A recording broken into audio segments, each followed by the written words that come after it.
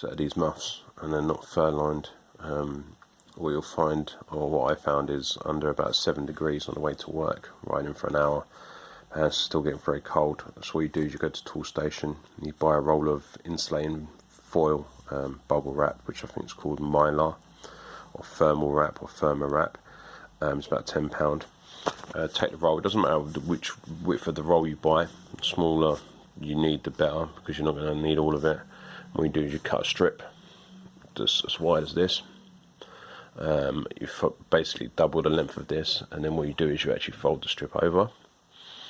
So you basically just lay it on top and then just flap it over to actually get the rough measurement, and then basically you fold the strip over. So basically it's going to come out here. It's going to be longer than the muff. Then what you do is you actually lay this on top, and you cut along this edge to about where the foam would meet here. So basically where the corner is, and you fold this side down. You might need to cut a little bit off, and you fold this over, and then you put a very small little bit of tape, sellotape, something that will give just a tiny bit to hold it in place.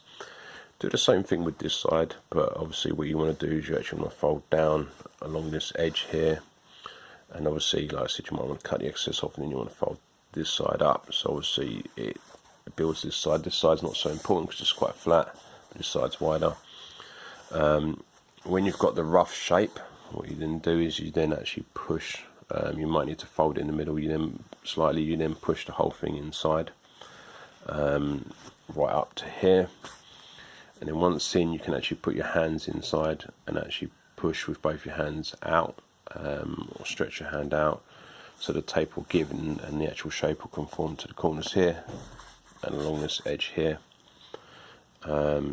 And obviously it'll be overhanging, and then what the result will look like when you're eventually finished is this. And this isn't glued in, so I can easily remove this if I need to. I don't know why I'd need to, because I only really use these in winter.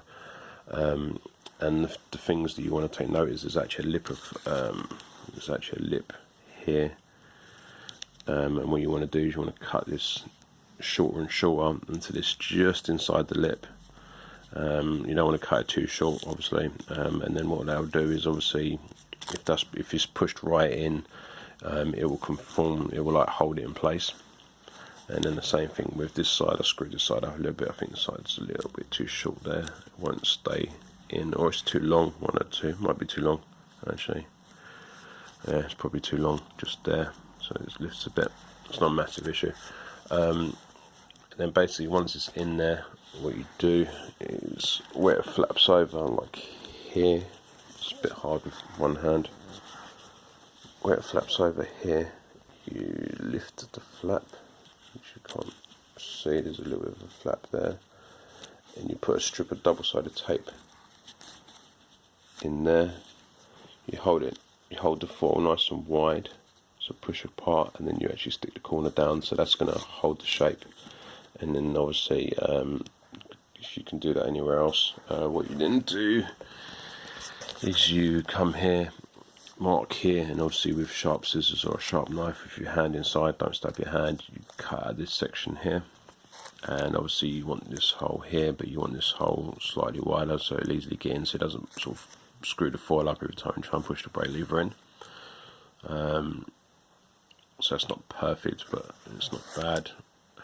I don't have heated grips, so my grip's slightly narrower than it needs to be, so I could do with putting some foam on my grip to sort of space this out a bit more. But anyway, then what I did, I actually went in and put a piece of double-sided tape like that through there, and the flap that's in there, to hold that in place.